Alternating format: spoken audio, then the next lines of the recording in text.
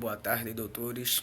Eu me chamo Pedro, para quem não me conhece, e hoje eu vou dar continuidade aos vídeos do canal e essa tarde, dia 21 de junho de 2021, claro, vou iniciar a leitura da Lei de Introdução às Normas do Direito Brasileiro, né, a LINDB.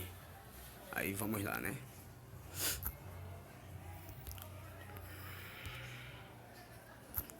Mas antes disso, eu gostaria de fazer a leitura de um artigo, né? Como de costume, eu selecionei esse artigo aqui.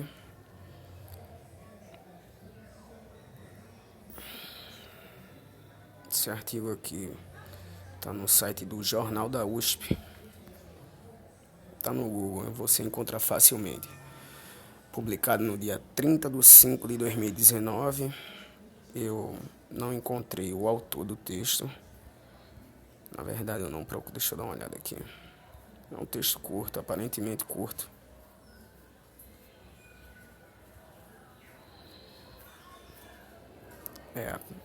Aparentemente não tem. Vamos lá, né? LINDB é uma das leis mais importantes do poder jurídico. É nela que se encontram disposições orientando a interpretação das normas. O assunto é tema do Em Dia com o Direito desta semana. Vamos lá. Uma das leis mais importantes do ordenamento jurídico brasileiro é a Lei de Introdução às Normas do Direito Brasileiro, LINDB, nome adotado em 2010, antes chamada de Lei de Introdução ao Direito Civil, que também teve seu objeto ampliado no mesmo ano. A LINDB é reconhecida pela doutrina de norma sobre normas, uma vez que tem função essencial de dispor sobre o funcionamento das normas e dos atos no direito brasileiro de maneira prévia e introdutória.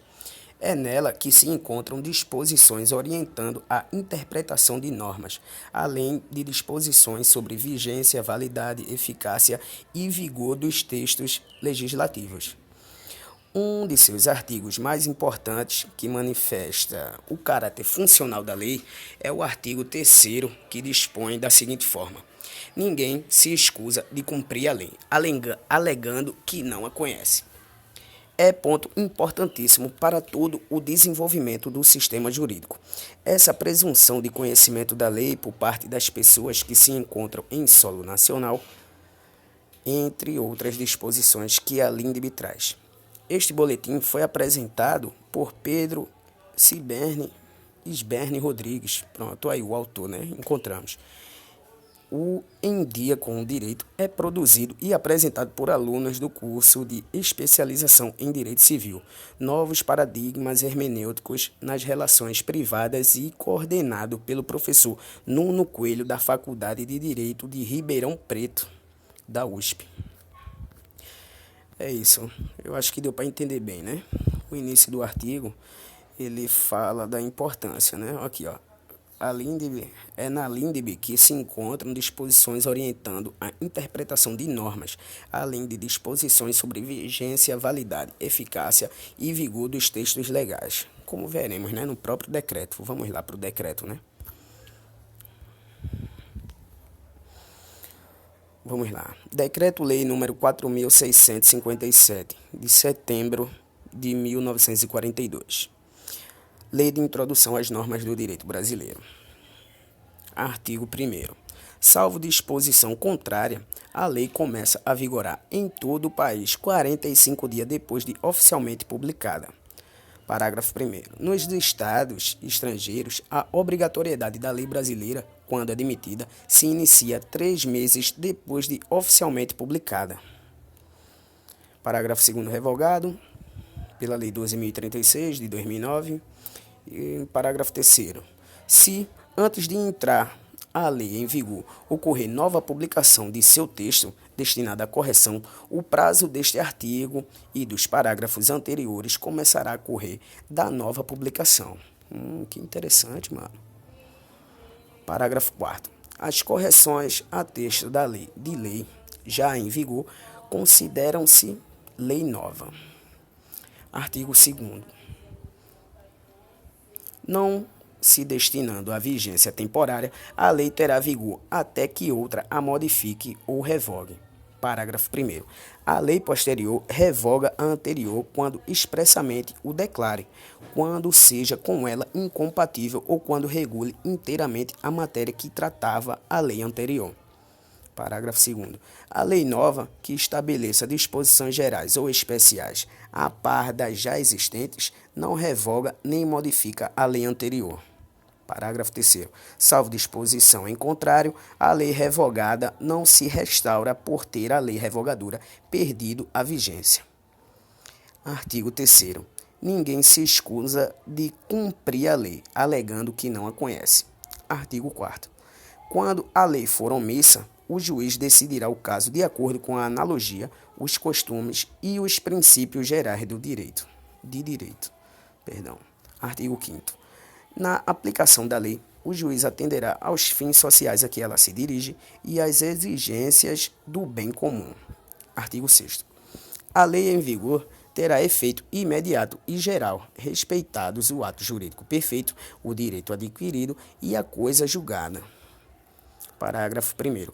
Reputa-se ato jurídico perfeito o já consumado segundo a lei vigente ao tempo em que se efetuou. Parágrafo 2º. Consideram-se adquiridos, assim, os direitos que o seu titular ou alguém por ele possa exercer como aqueles cujo começo do exercício tenha termo prefixo ou condição pré-estabelecida inalterável a arbítrio de outrem. Parágrafo 3º.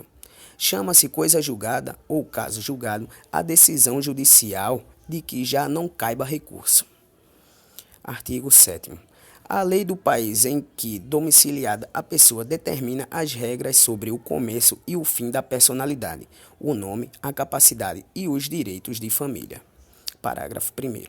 Realizando-se o casamento no Brasil, será aplicada a lei brasileira quanto aos impedimentos dirimentes e às formalidades da celebração. Parágrafo 2º.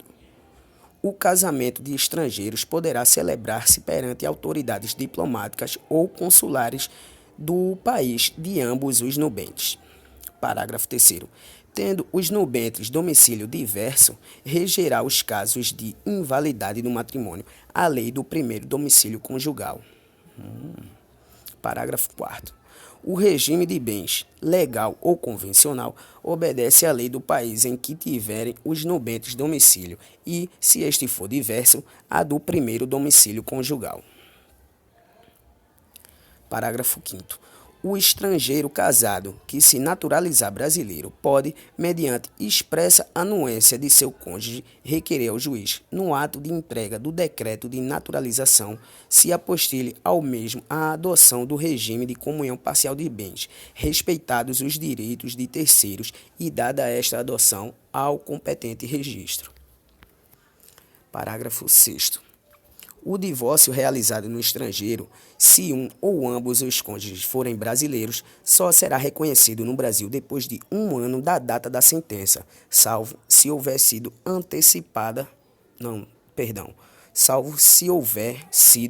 antecedida de separação judicial por igual prazo, caso em que a homologação produzirá efeito imediato, obedecidas as condições estabelecidas para a eficácia das sentenças estrangeiras no país. O Superior Tribunal de Justiça, na forma de seu regimento interno, poderá reexaminar, a requerimento do interessado, decisões já proferidas em pedidos de homologação de sentenças estrangeiras de divórcio de brasileiros, a fim de que passem a produzir todos os efeitos legais. Parágrafo 7º. Salvo caso de abandono, o domicílio do chefe da família estende-se ao outro cônjuge e aos filhos não emancipados, e o do tutor ou curador aos incapazes sob sua guarda. Parágrafo 8º. Quando a pessoa não tiver domicílio, considerar-se-á domiciliada no lugar de sua residência ou naquele em que se encontre. Artigo 8º. Para qualificar os bens de regulares relações a eles concernentes, aplicar-se-á a lei do país em que estiverem situados. Parágrafo 1º. Aplicar-se-á a lei do país em que for domiciliário domiciliado, o proprietário, quanto aos bens móveis que ele trouxer ou se destinarem a transporte para outros lugares. Parágrafo 2º. O penhor regula-se pela lei do domicílio que tiver a pessoa em cuja posse se encontre a coisa apenhada. Artigo 9º. Para qualificar e reger as obrigações, aplicar-se-á a lei do país em que se constituírem. Parágrafo 1º. Destinando-se a obrigação a ser executada no Brasil e dependendo de forma essencial, será esta observada, admitidas as peculiaridades da lei estrangeira quanto aos requisitos extrínsecos do ato. Parágrafo 2º. A obrigação resultante do contrato reputa-se constituída no lugar em que residir o proponente. Artigo 10.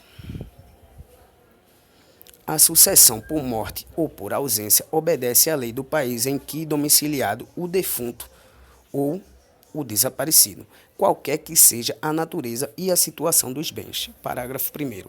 A sucessão de bens de estrangeiros situados no país será regulada pela lei brasileira em benefício do cônjuge ou dos filhos brasileiros, ou de quem os represente, sempre que não lhes seja mais favorável a lei pessoal do decujus.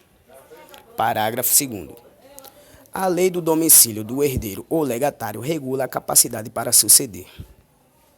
Artigo 11. As organizações destinadas a fins de interesse coletivo, como as sociedades e as fundações, obedecem à lei do Estado em que se constituírem. Parágrafo 1º. Não poderão, entretanto, ter no Brasil filiais, agências ou estabelecimentos antes de serem os atos constitutivos aprovados pelo governo brasileiro, ficando sujeitas à lei brasileira. Parágrafo 2º. Os governos estrangeiros, bem como as organizações de qualquer natureza que eles tenham constituído, dirijam ou hajam investido de funções públicas, não poderão adquirir no Brasil bens imóveis ou suscetíveis de desapropriação. Parágrafo 3º. Os governos estrangeiros podem adquirir a propriedade dos prédios necessários à sede dos representantes diplomáticos ou dos agentes consulares. Artigo 12. É competente a autoridade judiciária brasileira quando for o réu domiciliado no Brasil ou aqui tiver de ser cumprida a obrigação. Parágrafo 1º. Só a autoridade judiciária brasileira compete conhecer das ações relativas a imóveis situados no Brasil. Parágrafo 2º. Eu acredito que esse parágrafo 1º foi tema de questão da OAB. Eu lembro que eu já respondi uma questão com esse conteúdo, né? Vamos lá, vamos adiante. Parágrafo 2º. A autoridade judiciária brasileira cumprirá, concedido o exequatur, e segundo a forma estabelecida pela lei brasileira, as diligências deprecadas por autoridade estrangeira competente, observado a lei desta, quanto ao objeto das diligências. Artigo 13. A prova dos fatos ocorridos em país estrangeiro rege-se pela lei que nele vigorar, quanto ao ônus e aos meios de produzir-se, não admitindo os tribunais brasileiros provas que a lei brasileira desconheça. Artigo 14. Não conhecendo a lei estrangeira, poderá o juiz exigir de quem a invoca prova do texto e da vigência. Artigo 15. Será executada no Brasil a sentença proferida no estrangeiro que reúna os seguintes requisitos: haver sido proferida por juiz competente, terem sido as partes citadas ou haver-se legalmente verificado a revelia. A linha C, ter passado em julgado e estar revestida das formalidades necessárias para a execução no lugar em que foi proferida. A linha D, está traduzida por intérprete autorizado. A linha E, ter sido homologada pelo Supremo Tribunal Federal. Parágrafo único, revogado pela Lei 12.036. Artigo 16. Quando, nos termos dos artigos precedentes, se houver de aplicar a lei estrangeira, ter-se-á em vista a disposição desta, sem considerar-se qualquer remissão por ela feita a outra lei. Artigo 17. As leis, atos e sentenças de outros países... Artigo 17. As leis, atos e sentenças de outro país, bem como quaisquer declarações de vontade, não terão eficácia no Brasil quando ofenderem a soberania nacional, a ordem pública e os bons costumes. Artigo 18. Tratando-se de brasileiros, são competentes as autoridades consulares brasileiras para lhes celebrar o casamento e os mais atos de registro civil e de tabelionato, inclusive o registro de nascimento e de óbito dos filhos de brasileiro ou brasileira nascido no país da sede do consulado. Parágrafo 1º. As autoridades consulares brasileiras também poderão celebrar a separação consensual e o divórcio consensual de brasileiros, não havendo filhos menores ou incapazes do casal e observados os requisitos legais quanto aos prazos, devendo constar da respectiva escritura pública as disposições relativas à descrição e à partilha dos bens comuns e à pensão alimentícia, e ainda ao acordo quanto à retomada pelo cônjuge de seu nome de solteiro ou à manutenção do nome adotado quando se deu o casamento. Que interessante. Parágrafo 2º. É indispensável a assistência de advogado devidamente constituído, que se dará mediante a subscrição de petição, juntamente com ambas as partes ou com apenas uma delas, caso a outra constitua advogado próprio, não se fazendo necessário que a assinatura do advogado conste da escritura pública. Artigo 19. Reputam-se válidos todos os atos indicados no artigo anterior e celebrados pelos cônsules brasileiros na vigência do Decreto-Lei 4.657, desde que satisfaçam todos os requisitos legais. Parágrafo único. No caso em que a celebração desses atos tiver sido recusada pelas autoridades consulares com fundamento no artigo 18 do mesmo Decreto-Lei, ao interessado é facultado renovar o pedido dentro de 90 dias contados da data da publicação desta lei. Artigo 20. Nas esferas administrativas, controladora e judicial, não se decidirá com base em valores jurídicos abstratos, sem que sejam consideradas as consequências práticas da decisão. Parágrafo único. A motivação demonstrará a necessidade e a adequação da medida imposta ou da invalidação do ato, contrato, ajuste, processo ou norma administrativa, inclusive em face das possíveis alternativas. Artigo 21. A decisão que, nas esferas administrativa, controladora ou judicial, decretar a invalidação de ato, contrato, ajuste, processo ou norma administrativa, deverá indicar de modo expresso suas consequências jurídicas e administrativas. Parágrafo único. A decisão a que se refere o caput deste artigo deverá, quando for o caso, indicar as condições para que a regularização ocorra de modo proporcional e equânime e sem prejuízo aos interesses gerais, não se podendo impor aos sujeitos atingidos ônus ou perdas que, em função das peculiaridades do caso, sejam anormais ou excessivos. Artigo 20. Na interpretação das normas sobre gestão pública, serão considerados os obstáculos e as dificuldades reais do gestor e as exigências das políticas públicas a seu cargo, sem prejuízo dos direitos dos administrados. Parágrafo 1º. Em decisão sobre regularidade de conduta ou validade de ato, contrato, ajuste, processo ou norma administrativa, serão consideradas as circunstâncias práticas que houverem imposto, limitado ou condicionado a ação do agente. Parágrafo 2º. Na aplicação de sanções, serão consideradas a natureza e a gravidade da infração cometida, os danos que dela provierem para a administração pública, as circunstâncias agravantes ou atenuantes e os antecedentes do agente. Parágrafo 3º. As sanções aplicadas ao agente serão levadas em conta na dosimetria das demais sanções de mesma natureza e relativas ao mesmo fato. Artigo 23. A decisão administrativa, controladora ou judicial que estabelecer interpretação ou orientação nova sobre norma de conteúdo indeterminado, impondo novo dever ou novo condicionamento de direito, deverá prever regime de transição quando indispensável para que o novo dever ou condicionamento de direito seja cumprido de modo proporcional, equânime e eficiente e sem prejuízo aos interesses gerais. Parágrafo único foi vetado, incluído pela Lei 13.655 de 2018. Artigo 24.